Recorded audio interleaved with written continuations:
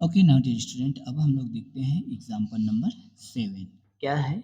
सिद्ध कीजिए कि बहुपद 2x³ plus x square minus 5x plus 2 को x प्लस 2 से भाग करने पर शेषफल शून्य है। ठीक है, अब इसको हम लोग भाग देंगे इससे, ठीक है, x प्लस 2 से।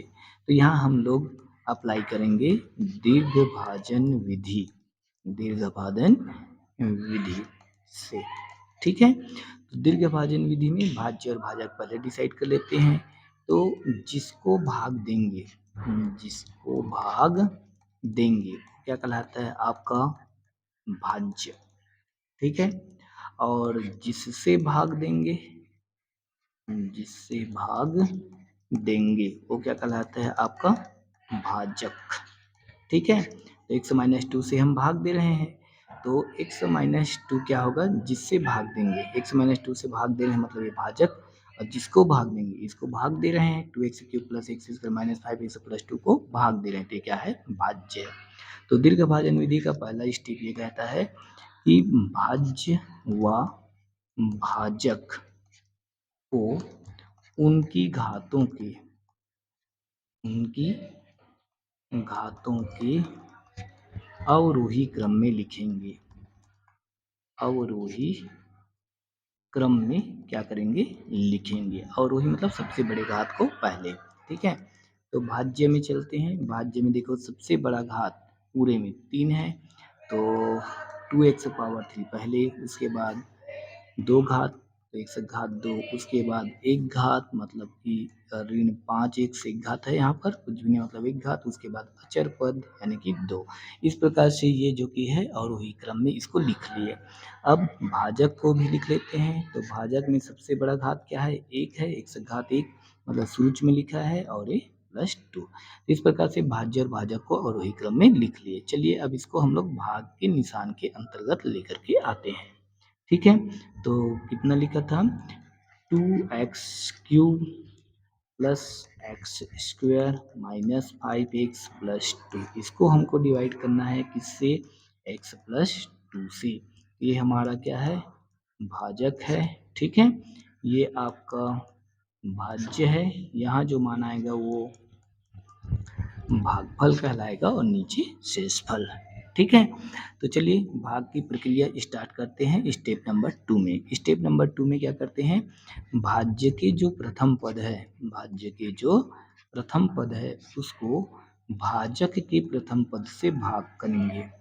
ठीक है, तो भाज्य में कितने पद है टोटल जो प्लस माइनस के द्वारा अलग हो रहा है? 2x³ पहला पद, एक्स स्क्वायर दूसरा, 5x तीसरा और 2 चौथा, तो इसमें 4 पद है। और भाजक में x और पहला पद हो गया और 2 दूसरा पद है। ठीक है, 2 पद है। तो भाज्य की जो प्रथम पद है वो है 2x³। बहुभाजक के प्रथम पद क्या है? x है, इसको डिवाइड करेंगे तो एक बार x कैंसिल हो जाएगा, तो 2x² बचा। इस 2x² को भागफल का प्रथम पद बना देंगे इस प्रकार से।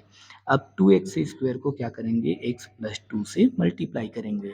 तो x प्लस 2 का मल्टीप्लाई किससे करोगे? 2x² से। चलिए मल्टीप्लाई करिए। 2x² का मल्टीप्लाई x से किए तो कितना आया?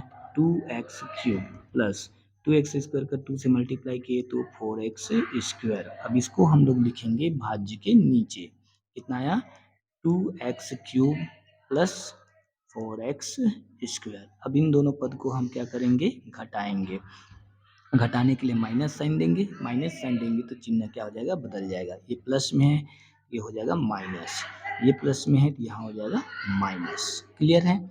चिन्ह बदल दिए। ठीक है, अब ये कैंसिल आउट हो गया, सेम है। अब यहाँ पर देखो x² और 4x², ऊपर में x² माइनस 4x², ये प्लस है और ये माइनस, तो घटेगा तो कितना बचा? -3x²।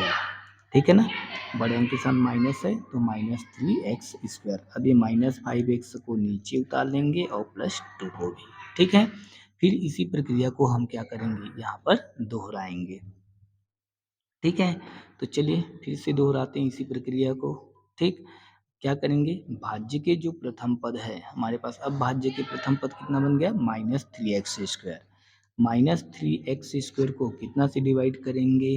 भाज्य की भाजक के प्रथम पद x से, डिवाइड कर दिए, चलिए डिवाइड कर देते हैं तो कितना हो जाए हमारे पास में -3x बचा। इस -3x को भागफल का द्वितीय पद बना देंगे इस प्रकार से, ठीक है।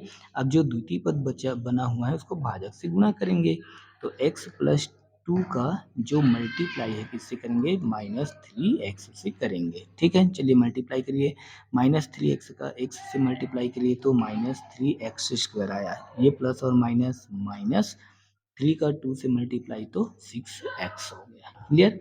अब इसको हम लोग भाज्य के नीचे लिखेंगे, -3x² -6x। अब इन दोनों को क्या करेंगे, घटा देंगे, घटाएंगे तो माइनस साइन आएगा और माइनस साइन आएगा तो चिन्ह बदल जाएगा। जैसे यहाँ माइनस है तो ये क्या हो जाएगा प्लस, ये माइनस है तो क्या हो जाएगा